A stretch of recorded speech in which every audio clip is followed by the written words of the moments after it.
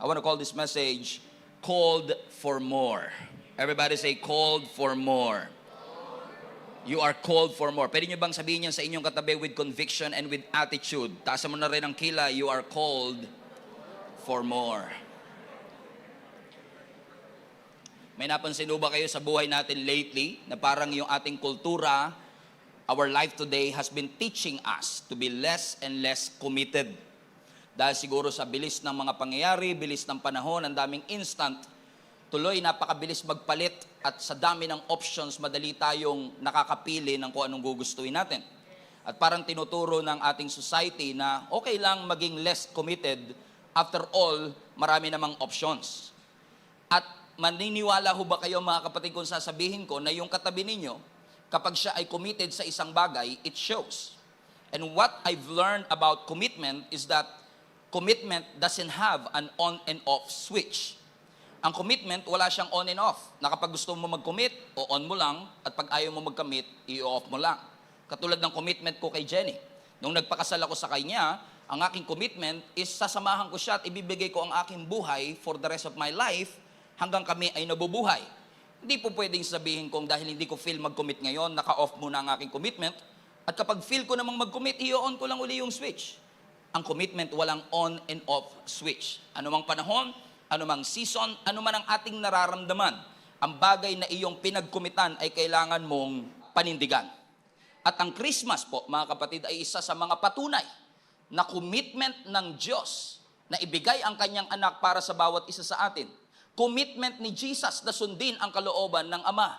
Commitment ni Mary na yung sinabi ng Diyos sa kanya, be it unto me according to your word. Meaning, nag-commit si Mary na kung ano man ang kagustuhan ng Diyos, hindi man ito pasok sa aking schedule, hindi man ito pasok sa aking timeline, hindi ko man ito ginusto, wala man ito sa aming plano, pero dahil ginusto ng Panginoon, sige Lord, ano man ang gusto mo, gagawin ko.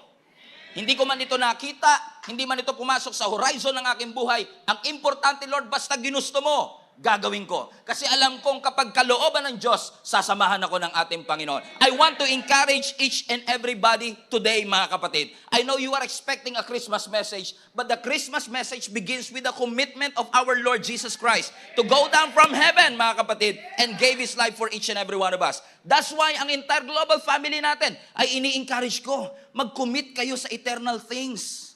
Wag lang sa temporal. Mag-commit kayo sa ultimate, wag lang sa immediate. Huwag nating i-fabricate ang definition ng Christianity.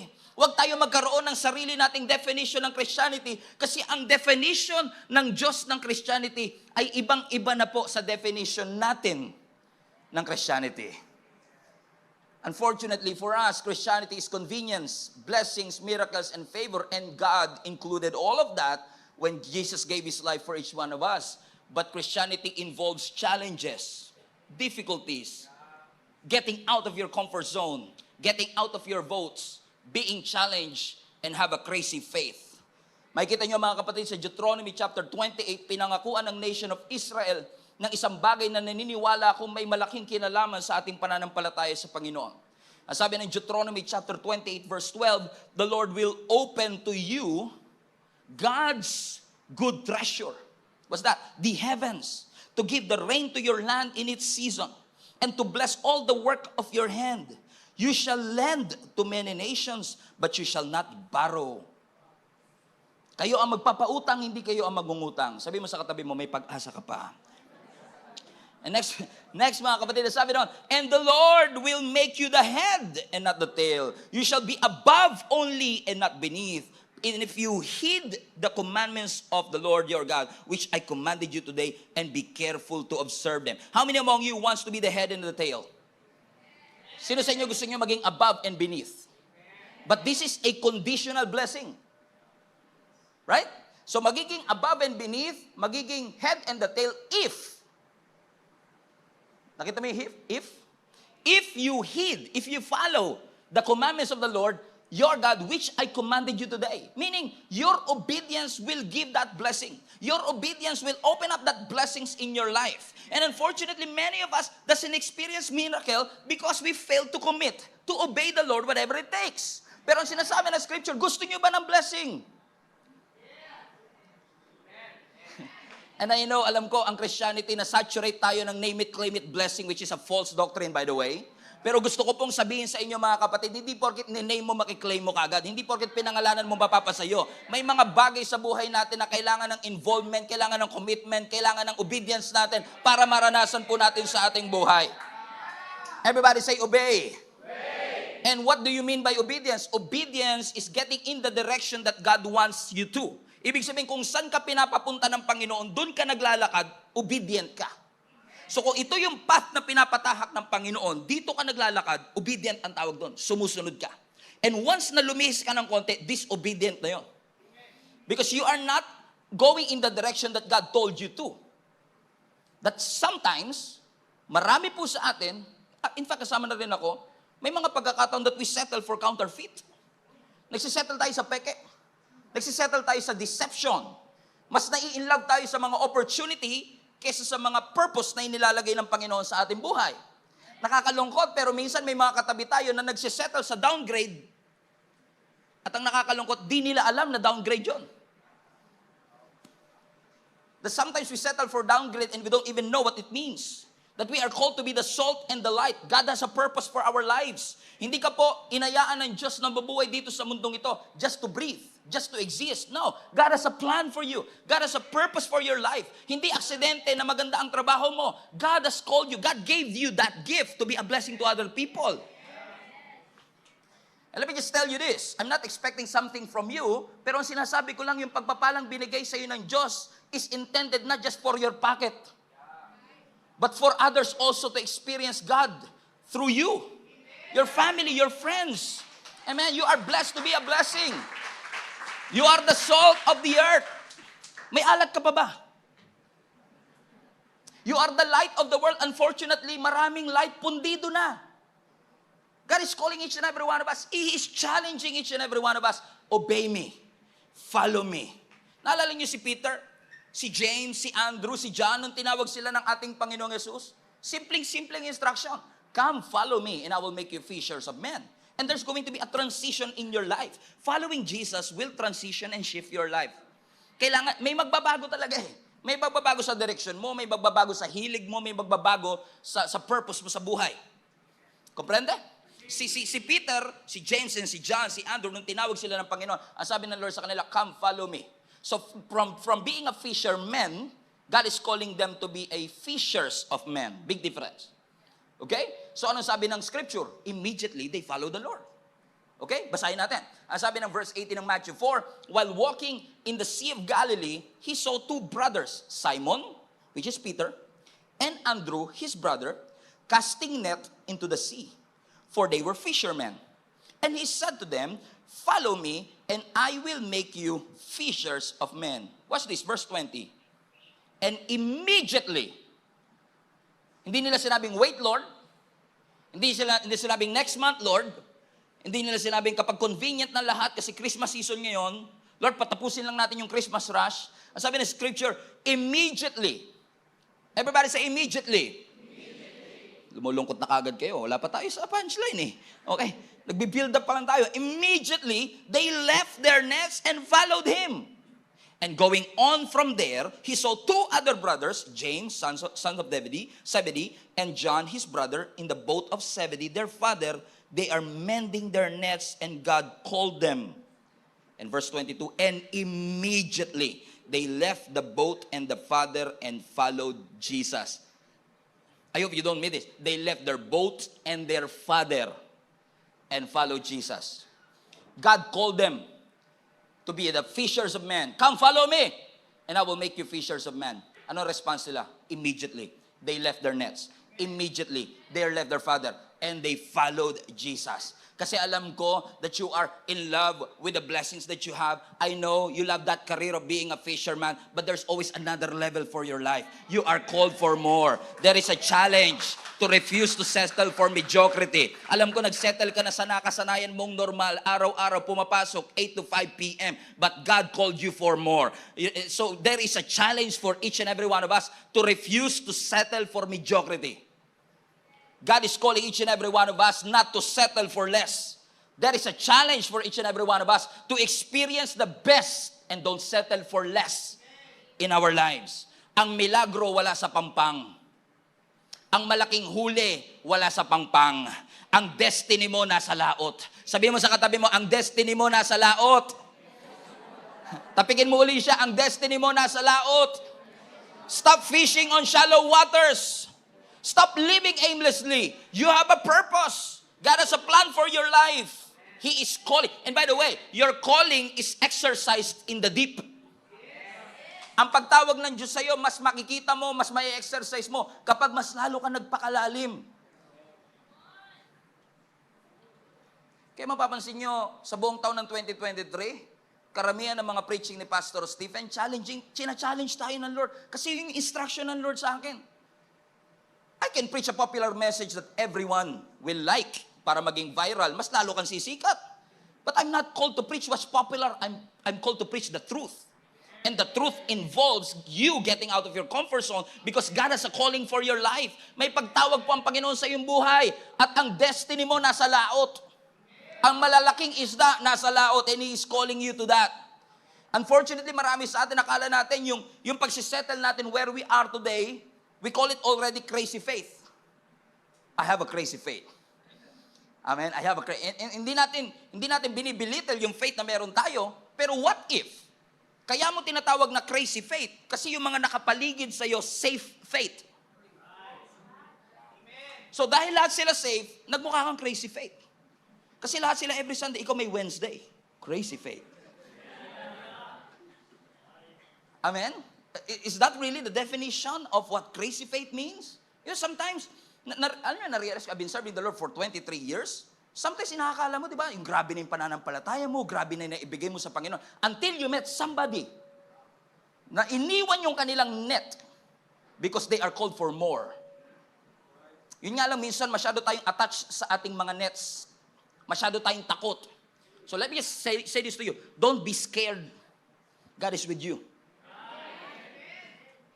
Yun nga lang, minsan we are too attached to our net. Gusto ko tong pamagatang attached to your nets. Because many of us are so attached to our nets, attached to our network, attached to our net worth, attached to what the planet gives us, na nakalimutan natin yung purpose ng Panginoon sa atin. Come on now, wordplay. Come on now. Amen? So God is calling each and every one of us. Leave your tents. Ang tunay na disipulo niyayakap ang difficulty. Kasama po ang difficulty sa pagsunod kay Lord. Kasama po ang challenges sa pagsunod sa ating Panginoon. Tingnan mo si Peter. Nung tinawag siya ng Panginoon, come follow me and I will make you fishers of men. Ano sabi ng scripture? Iniwan niya. Kasi para po kay Peter, mas mahalaga si Lord kesa sa lambat. Mas mahalaga si Jesus kesa sa kanyang net. So huwag ka matakot, kapatid. Kasi may magbabago sa buhay mo. Hindi po aksidenteng patapos na tayo sa 2023. And in fact, I'm really being intentional of preaching you this because it's a strong possibility. I'm not judging anybody, ha? Hindi ako nagagalit sa inyo. Pero there is a strong possibility uuwi na kayo sa probinsya and the next time that we'll see each other is in January 7, first Sunday of 2024. And before we leave 2023, I want you to hear this message. China-challenge ka ng Panginoon to get out of your boat. Christmas season is not an excuse for us to gather lamang and to buy expensive clothes. It's not an excuse for us to party, though parties are good. Buying material things, not bad at all. Pero ito po ay pagkakataon to get out of our boat. Labanan natin ang takot natin. Labanan natin ang iya natin at alalahanin natin ang purpose natin to share Jesus wherever we are. Ang Christmas, ang Pasko ay hindi po excuse for us just to have exchange gifts. Christmas is a recognition that Jesus gave His life for you. Never failed to recognize what Jesus did for us. Tingnan nyo, si Peter, si James, si Andrew, tsaka si John, before they met Jesus, ang sabi ng scripture, they are casting their net. Si James and John, they are mending their nets. Pero nung tinawag sila ni Lord, they left their nets. Amen? Before Jesus, they have occupation. Pero after Jesus, they have a calling. Amen? So, God is asking them, okay, you have an occupation, You have your career. You have your business. You have your family. But you are called for more. Hindi sinasabi ng Panginoon na i-neglect mo ang iyong trabaho, hindi ka na pumasok sa trabaho, boss, hindi kita susundin kasi meron mas matinding boss sa iyo, si Lord. No, that's not what we are saying. But what we are saying is that even in your career, even in your businesses, always remind yourself that you are called for more. Life is more than just eating, working, and drinking. You are called to make a difference, not just to make a living. You are called to make an impact, not just to make a living. You are called for more. So when you ask God and say, Lord, I'm gonna follow you. Lord, susundin po kita. Di ba madalas sa atin, kaya minsan mag-ingat kayo sa pinagpe-pray kasi pag sinawi nyo talaga, Lord, get me out of my comfort zone. Talagang lalabas ka ni Lord sa comfort zone. Isa sa mga dangerous prayer na mapagpe-pray mo, Lord, humble me. Hindi mo alam anong pakiramdam pag hinumble ka talaga ni Lord. Di ba? Ang hirap na. Minsan pinag-pray ko yun. Sabi ko, tama na pala Lord. Okay na, humble na po. Ibang level si Lord magpa-humble talaga eh. Kaya papakita niya talaga sa atin na without Him, we are nothing. Pero tignan nyo to mga kapatid, sometimes when we get out of our comfort zones, we felt frustrated with what we see instead of feeling promoted. Diba? When God lets you out of your comfort zone, madalas tayo na-frustrate, hindi natin nararamdaman yung promotion. Mas nararamdaman natin yung frustration kaysa promotion. But when God calls you to do something, tulad ko, when God called me, naiwanan yung career ko, computer-related po yung aking pinag-aralan sa college. Pero nung tinawag ako ng Panginoon, iwanan mo yung net mo. Internet.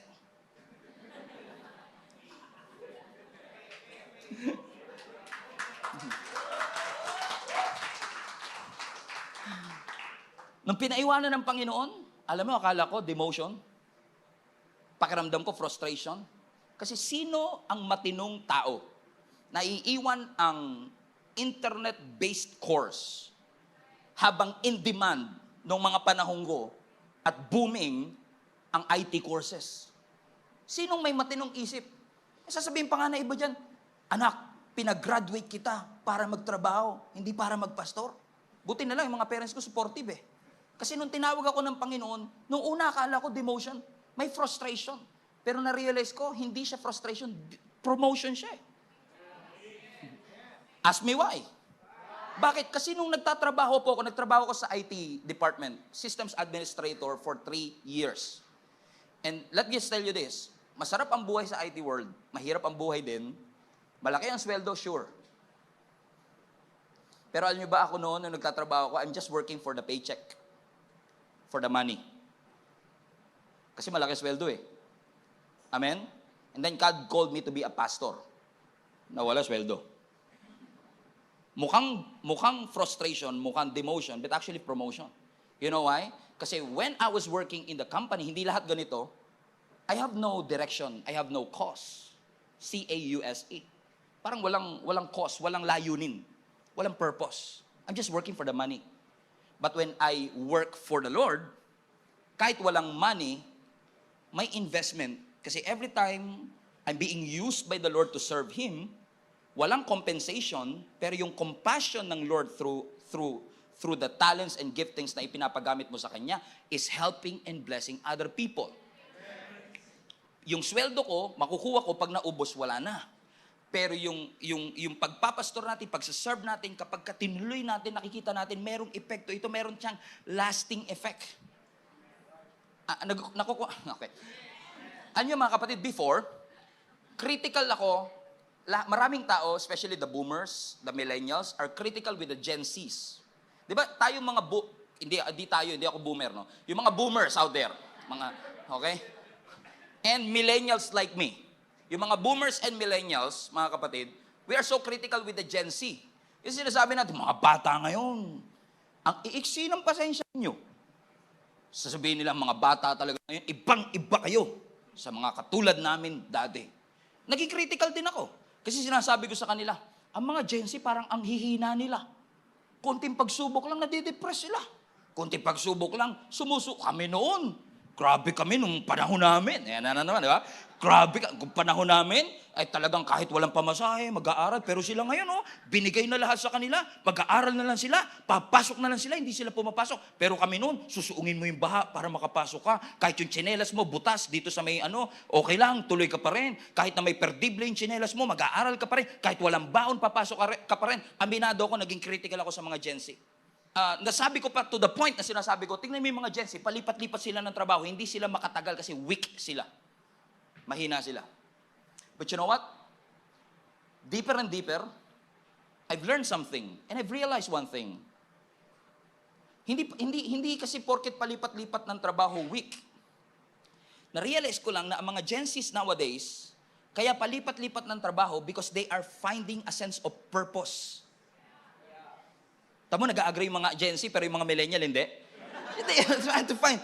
Kitang-kita ko lalo yung mga boomers. Not agree, no.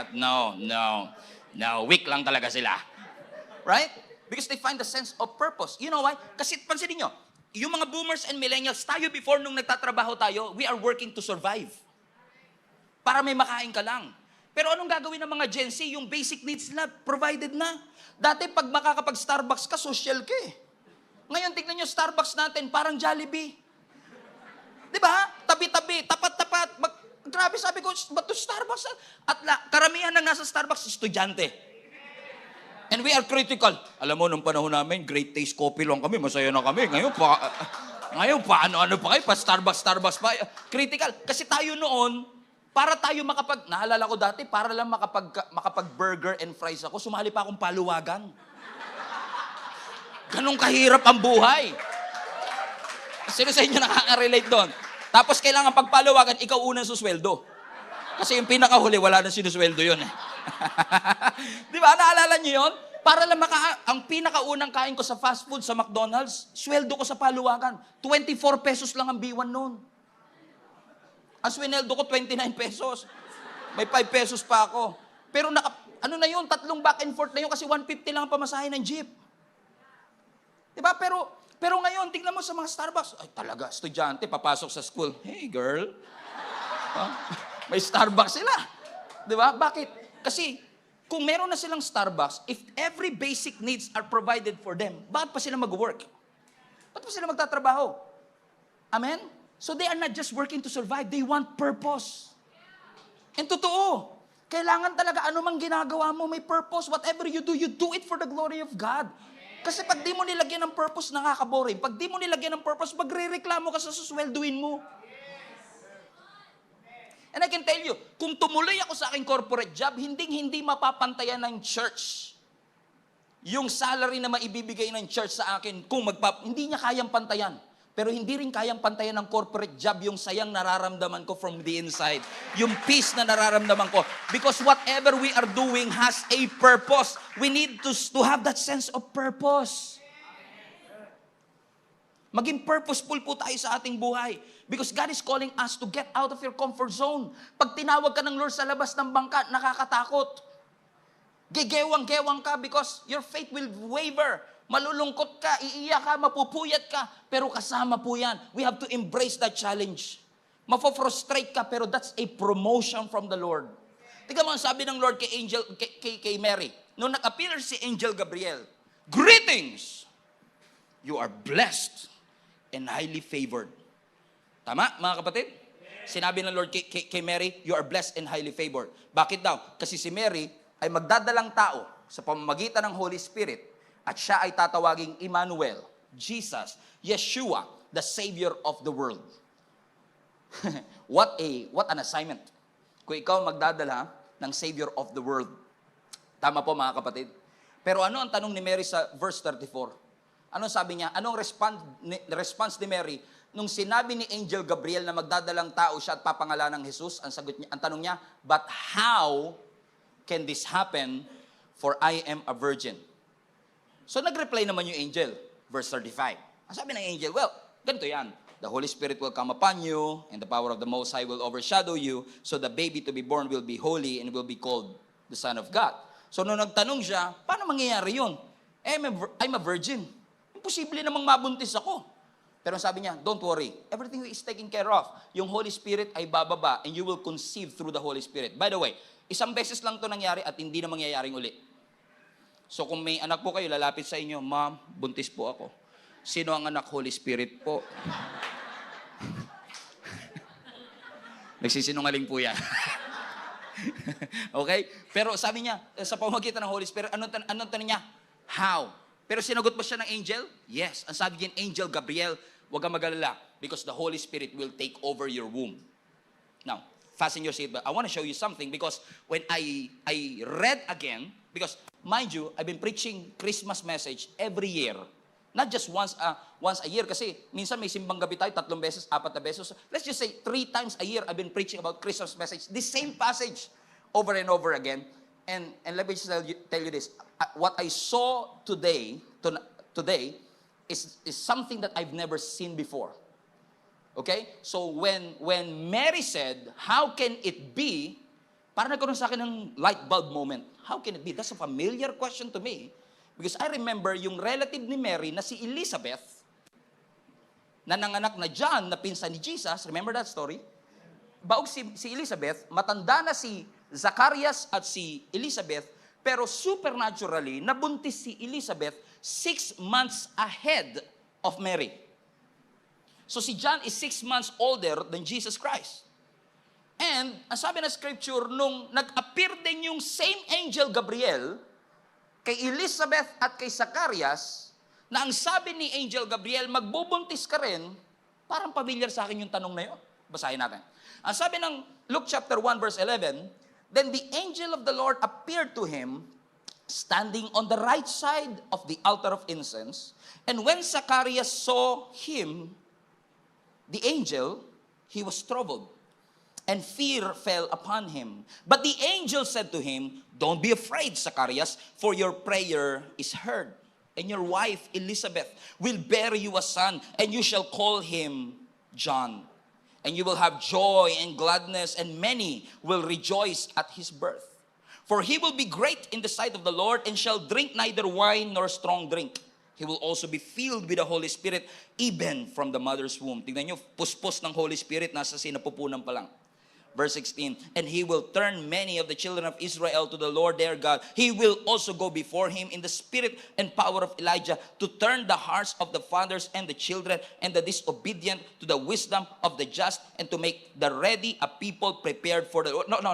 Sabi na scripture, Zacharias and Elizabeth, alam ko you've been waiting for a son for many years. Narinig ng Lord ang inyong panalangin. So Elizabeth, ikaw ay magdadalang tao at tatawagin mo siyang si John. Tingnan niyo sagot ni Zacharias. Verse 18. And Zacharias said to the angel, how shall I know this? Both of them, they asked the question, how? Yung isa, ang sabi niya, how could this be? Virgin ako.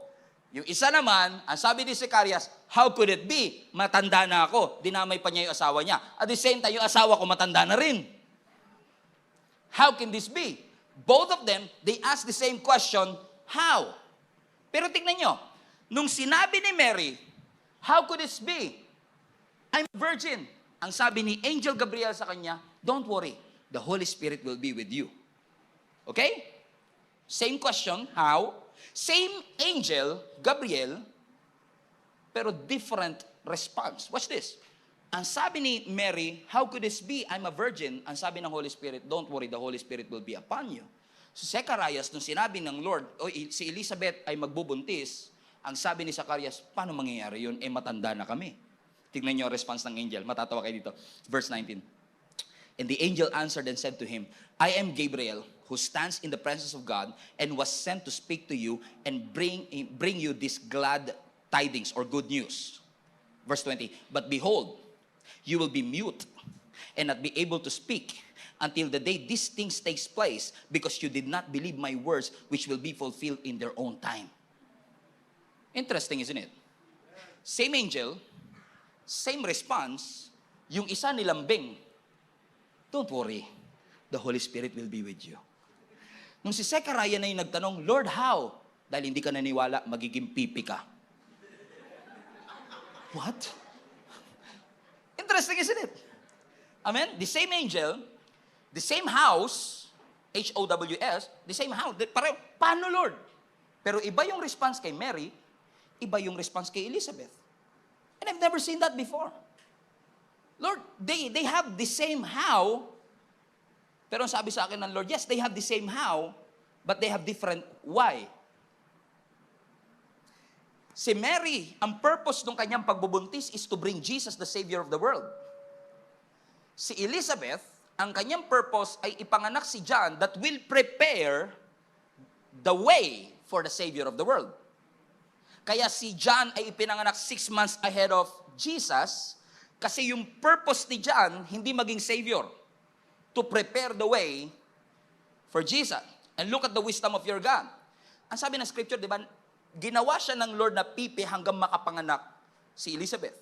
And if you know your Christmas story, alam niyo yung senaryo na nung tinanggap ni Mary yung assignment, pumunta siya sa bahay ni Elizabeth na kanyang relative. At maaari nagtatanong niya, totoo kaya yung sinabi ng angel?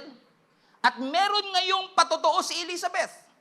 Na totoo kasi kapag 6 months ka ng pregnant, kita na yun. May ebidensya na siya. Na para bagang sinasabi siguro ni Elizabeth, we don't know what happened to that conversation, pero siguro sinasabi ni Elizabeth, what the angel said to you is true, because the same angel appeared to me, and here is the result. And si Zechariah hindi ngayon makapagsalita kasi pipi na siya. And imagine niyo kung nakakapagsalita, ano kaya pwede niya sabihin? Kung si Mary nagtanong, di ko lang alam, basta sa amin, iba yung miracle namin, iba rin yung sa'yo na yan. Kasi sa amin, ganun, how could it be? Tama mga kapatid. Alam nyo minsan, may mga tao sa buhay natin na talagang kailangan manahimik for you to realize, amen, that what you are seeing is actually the hand of God working in your life. Tignan nyo mga kapatid, si Zacarias was punished, pero si Mary parang nilambing pa. Na parang sinasabi ng Panginoon, itong si Mary, teenager pa, maiintindihan ko pa kung magtatanong siya ng why. O kaya ng how. Ikaw ang tanda mo na, ngayon ka pa ba magdududa? Ngayon ka pa ba hindi magtitiwala sa Panginoon after everything that God has done in your life? You're too old not to trust the Lord. You're too mature para hindi magtiwala sa Panginoon. After everything that you went through, ngayon ka pa ba susuko? Ngayon ka pa ba matatakot? After all the storms that you have witnessed? After all the miracles that God did sa iyong mga mata? After all the challenges na naranasan mo sa iyong buhay? After all the doors that God opened in your life, ngayon ka pa ba? Tahimik! Amen, mga kapatid. Because God wants you to realize something. Teenager ka man, o matanda ka na, God is able. God is able. God is able to do immeasurably above and beyond what you could think. Pero pareho din silang natakot eh. Kasi pareho silang sinabihang, don't be afraid. Ba't naman sila sasabihin, don't be afraid, kung di ka naman natatakot? Don't be afraid. Hindi po ako takot, Lord. What? Sabi sa kanila, don't be afraid. And unfortunately, there are many people in our generation. Let me just rephrase that. We have a lot of scared saints in our generation. Naalala ko yung sinabi ni David sa Psalm, the Lord is my light and my salvation. Whom shall I be afraid? That's a strong word. Sino ang aking kakatakutan? At kung meron mang tao na may karapatang sabihin sino ang dapat kong katakutan, si David yun. After everything that he had experienced. Sa kamay ni Goliath, hindi siya natakot. Sa kamay ni Saul na hinanting siya at gusto siyang patayin, hindi siya natakot. Sa kamay ni Absalom na kanyang anak, hindi siya natakot. Sa kamay ng mga soldiers na hinahunting siya dahil sa nangyari sa Siklag, hindi siya natakot. Bakit mga kapatid? David is a living testimony that there is nothing in this world. Sometimes you have nowhere to hide, nowhere to run, but there's always the Lord, who is your refuge and your strength, the very present help in times of your trouble. Ngayon pa ba tayo matatakot mga kapatid? I've seen so many mountains that God has moved. I've seen so many prayers that God answered. I had a glimpse of the miracles that God did in my life. He has made so many things in my life. Hindi ako matatakot. I will continue to believe that nothing shall be impossible with our God. Si Elizabeth matanda na. Si Mary bata pa. Ang future ni Elizabeth patapos na. Ang future ni Mary nagsisimula pa lang. Pero magkaiba sila. Kasi yung conception ni Mary, supernatural. Yung conception ni Elizabeth is through his husband pa rin. Matanda na sila pareho, nagbuntis si Elizabeth. Pero bago mabuntis, kailangan pa rin ng seed kay Zacarias. Iba yon kay Mary. Kasi walang necessarying seed na galing kay Joseph. Kaya nga immaculate conception. Kasi yung kanyang conception, immaculate, divine. Purely divine. Walang involvement ng tao. Pero parehong milagro. Kasi hindi naman natin pwedeng sabihin hindi milagro yung nangyari kay Elizabeth. Kasi matanda na nga eh. Baog pa nga eh. Pero nanganak pa in her old age. Kung ngayon yan mangyayari, tingin ninyo hindi mababalita sa TV Patrol? Mababalita yun sa TV Patrol. Biruin mo, 80 plus ka na, nanganak ka pa. Wow, powerful woman. Tama? It's a miracle. No, pastor, it's code saver. It's a miracle. Pero yung miracle na yon involves human contribution. Conditional. Amen? So may mga miracle sa buhay natin na purely God. May mga miracle sa buhay natin na kailangan ng intervention. May mga miracle sa buhay natin na purely divine intervention. Ibig sabihin, nakialam ang Diyos. Pero may mga miracle sa ating buhay na kailangan makialam ka rin kahit nakialam ang Diyos. Hindi naman po pwedeng gusto mo ma-promote, di ka nagtatrabaho. Yung promotion, milagro. Pero yung promotion, mangyayari sa buhay mo kung magko-contribute ka, lagi ka papasok. Yung healing na pinagpipray natin, posibleng mangyari yung miracle na yon, hindi lang, Lord, pagalingin mo ko habang kumakain ka ng crispy pata. Diba? Sometimes you have to change your diet and watch what you eat in order for you to receive and experience that miracle. But both of them are miracles from the Lord. Are you still with me, mga kapatid? Ano ang gusto ko sabihin? Parehong milagro, but there is more than the natural things that we see. Kailangan maniwala ka, kapatid, na hindi lang yung nakikita mo sa panahon ngayon, yung schedule mo, yung career path mo. Huwag mo lang tignan yung natural. Lagi mong i-consider na ang Diyos ay may capacity and capability to do immeasurably beyond what we could think or imagine. Na hindi porkit wala kang nakikita on the outside, wala nang ginagawa ang Panginoon. Most of the time, God is up to something in your life. And one of the greatest ability that every Christian should learn is our ability to discern that God is up to something. Kahit na hindi natin nakikita ngayon, God is up to something in our life. Huwag ka ma-discourage, hindi porkit wala kang nakikitang resulta. Si Elizabeth and Zacarias, siguro sumuko na sila, ang tagal nila nagpe-pray, wala eh. Parang si Abraham and Sarah, ang tagal nila nagpe-pray. Kaya nung binigay ng Lord, natatawa sila eh. They started to laugh because sometimes, yung pagkilos ng Panginoon ay ibang-iba sa ating mga pagkilos. Tama po ba, mga kapatid? Pero sinasabi ng Panginoon sa atin, kapatid, may pagtawag ang Panginoon sa atin, there is more, there is more, there is more. Pero kung mapapansin nyo, mga kapatid, sa story ni Zechariah at ni Elizabeth, pinag-pray nila yung blessing na yun. Pero kay Mary, hindi niya pinag-pray yung ibinigay sa kanya ng Diyos. Pinag-pray ba ni Elizabeth and Zacarias? Yes. Look at this verse, in verse 13. But the angel said to him, don't be afraid, Zacarias, for your prayer is heard. So ibig sabihin, si Zacarias at si Elizabeth, matagal silang nagpe-pray, binigay naman ng Lord yung sagot sa kanilang panalangin. Miracle? Yes. Blessing? Yes. Pero there's another form of blessing. Hindi yung mga blessing sa buhay natin, hindi lang yung mga bagay na pinag-pray mo. Pati yung mga bagay na hindi mo pinag-pray. Kaya ring ibigay ng Panginoon. Both are miracles, pero magkaibang pamamaraan ng ating Panginoon. Sino sa inyo, ang mga kapatid, ang makakapagpatunay na may mga blessings sa buhay ninyo na hindi bunga ng inyong panalangin? In fact, may mga blessings sa buhay ninyo na bunga ng panalangin ng tatay at nanay ninyo sa inyo. May mga blessings sa buhay ninyo na bunga ng panalangin ng mga anak ninyo, ng mga kaibigan ninyo, ng pastor ninyo. Amen? In fact, mga kapatid, I'll be very bold to say this, may mga blessing sa buhay mo na bunga ng panalangin ko sa inyo. Pero may mga blessing din sa buhay ko na hindi dahil nag-pray ako, kundi dahil sa mga pagpe-pray nyo sa buhay namin ni Jenny. Ibig sabihin, mga kapatid, huwag nating suko ang ipanalangin ng isa't isa. Huwag natin suko ay panalangin at idulog sa Panginoon ng isa't isa. You don't have to go through this life alone. Hindi kailangan ikaw lang ang nananalangin. May mga tao na mananalangin para sa iyong katagumpayan. Na habang si Joshua ay nakikipaglaban dun sa Amalekite sa baba ng bundok, si Moses nasa taas, kasama ni Aaron and Hur, itinataas yung kanilang kamay. Kapag tinaas ni Moses ang kamay niya, nananalo si Joshua. Kapag binaba, natatalo siya. So salamat sa Panginoon sa buhay ng mga tao na habang nakikipaglabang ka, merong nandun sa taas at nakikipanalangin sa iyo.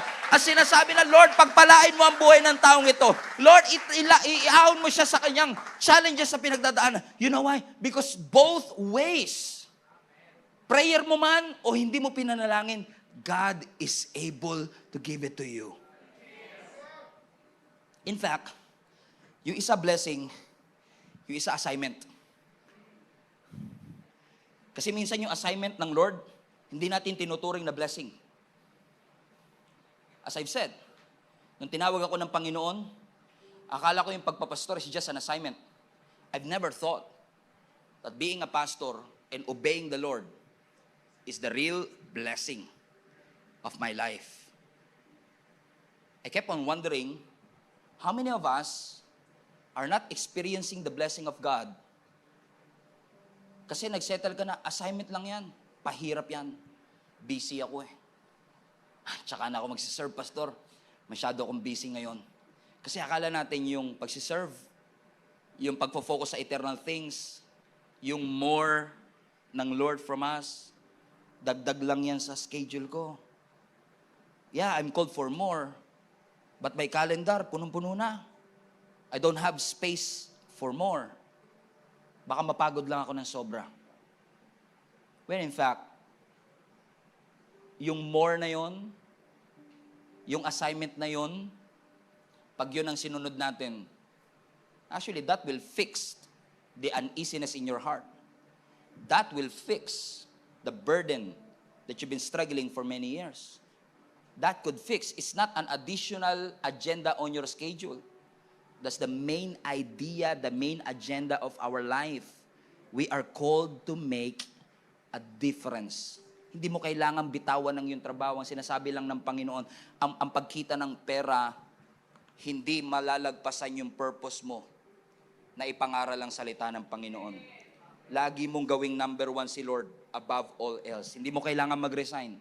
Pero every time you work, you're not doing it to please men, but to please the Lord.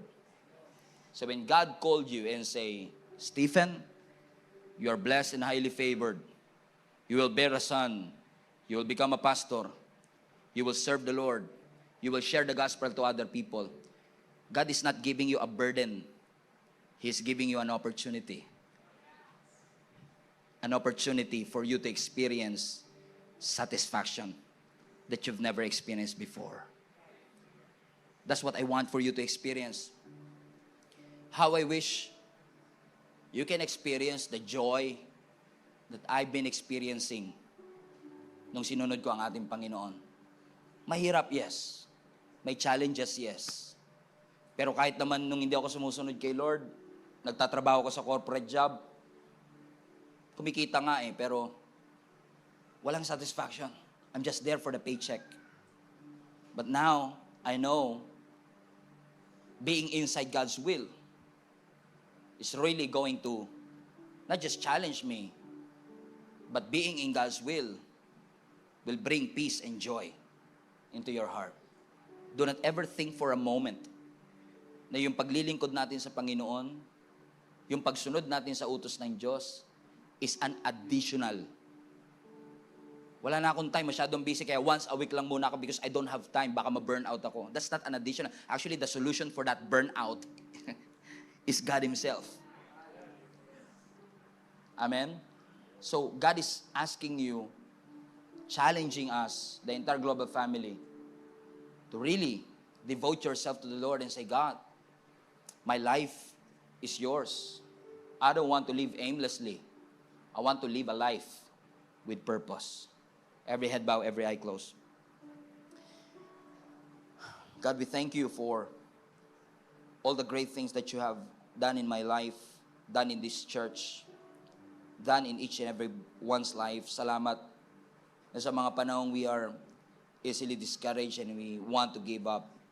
You always remind us, O God, of your words. Words that empower, words that encourage us, words that bring life, O God, into every situation in our lives. Thank you, God, for this wonderful truth, O God, that you have reminded us that you are able, whatever circumstance, the young and the old, the natural, the supernatural, lagi ka pong may paraan, lagi ka pong may ways para ang iyong blessings ay makarating sa amin. Para ang katugunan ng aming panalangin ay maranasan po namin.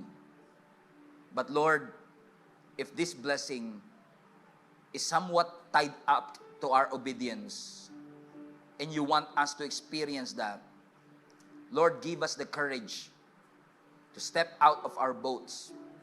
Give us the courage to really obey what you have said in your word without hesitation. Katulad ni Paul, ni Andrew, ni John at ni James, immediately, we are going to follow you.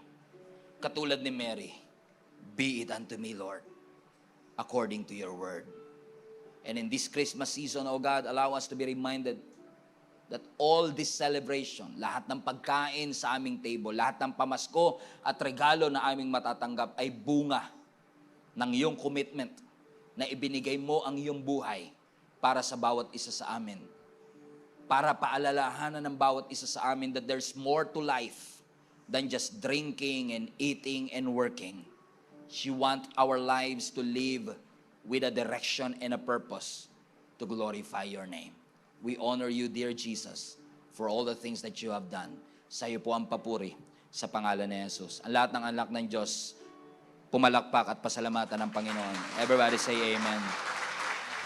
Hello Global Family, you made it this far. Once again, marami pong salamat for tuning in and I pray na yung salita pong ating napakinggan ay makapagbigay po ng conviction at malalim na revelation sa inyong puso upang mai-apply po natin sa ating buhay so that transformation will happen in our life. If this ministry have been a blessing into your life, I want to encourage you to share this video to some people that you know na maaaring nangangailangan din katulad mo ng mensaheng ito.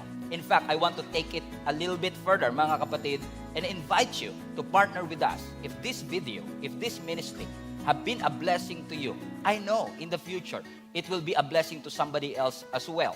That's why if you want to partner with us financially, para maipagpatuloy po natin ang ginagawa ng Panginoon through Gia Kamanava, inihikayat ko po kayo to partner with us.